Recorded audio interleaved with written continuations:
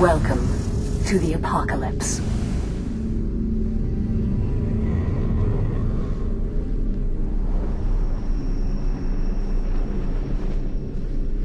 Basically, once you finish the tutorial, we send you to what we call the Choose Your Own Adventure Room, and you can choose from 9 different towns to start in. These towns have different focuses to them. Some of them are focused on combat, where you'll get missions to go kill people, and you'll be rewarded with weapons and armor. Some are crafting focused, where you'll be asked to make things, and you'll be rewarded with recipes. Some are support focused, and you'll be tasked with healing NPCs and doing stuff like that, and you'll be rewarded with special abilities in that vein. So we really wanted to give people a chance to say, okay, I want to play this type of character. What kind of town can I go to see that kind of content? Also, coming out of the tutorial, you have the starting equipment necessary to pursue any of these activities. We start you with, a basic rifle, 2 basic pistols, some basic melee weapons, and all the basic trade skill kits, so players can pursue whatever they want right out the door. There's not a feeling of, okay, I've got to go get a decent weapon, or I've got to go get this other stuff before I can really start playing. As soon as you get out of the tutorial, you can start beating people in the heads or crafting stuff, whatever you want to do. The town we're going to is a town called Mumford, which is it's largely ruined, like most of the towns. You can see there's lots of tents, old windmills, things of that nature. But the real point of interest in this town is, you can also see the old monorail system.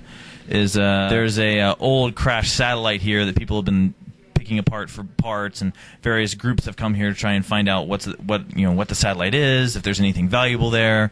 So basically, we've got the whole story of the town revolves around, okay, satellites don't generally fall from the sky and survive. What's going on? Who's fighting over this? Why are these different groups here? And that's just the starter town. That starter town then feeds into a town called Embry Crossroads, which continues some of those stories, introduces new stories. So we've basically got a lot of different elements interweaving these different areas.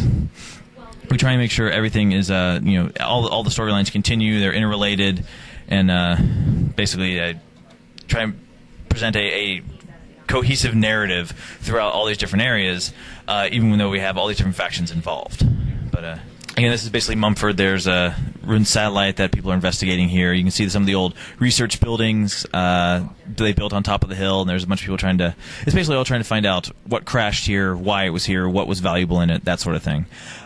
This town has a lot of elements in it involving our crafting system. Crafting is a huge part of our game, where 95% of the items in the game are craftable.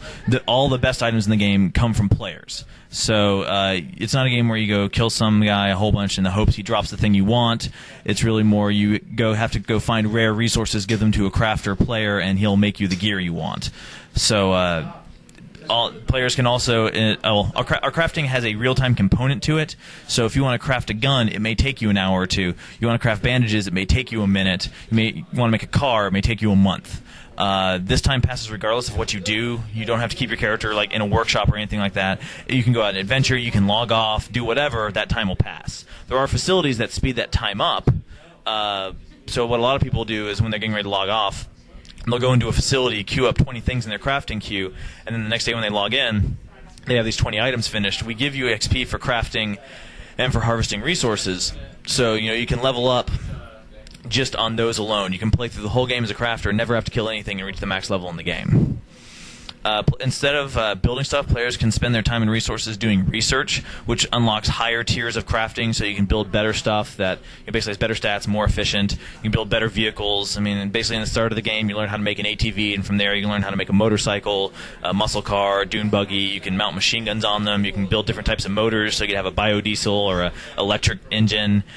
So players, basically, they can unlock a huge amount of content through the research system. It's basically, if they just make the normal crafting stuff, okay, they'll be fine. But the real meat of the crafting system comes once you start going for the advanced and improved knowledges. And also, a lot of different playstyles, such as being a rifle pistol build, use the crafting system to make your ammo, which is a lot cheaper than buying it. If you build a car, you can make your own gasoline. If you're running around, you use a horse to get around, you can make your own horse feed. Our vehicles and horses do consume fuel in a sense. For horses, it's food. For vehicles, it's actual fuel. If your vehicle or horse runs out in the middle of nowhere, you do have to run back. You have to run to town, get food or fuel, run back to your horse, and or vehicle and fix it up. So they are persistent. They are separate creatures, so they can be killed separate from you. Your horse can be shot out from under you in PvP. We do have NPCs who will tow a vehicle or horse back to town for a cost based on the distance and the value of the vehicle or horse being towed.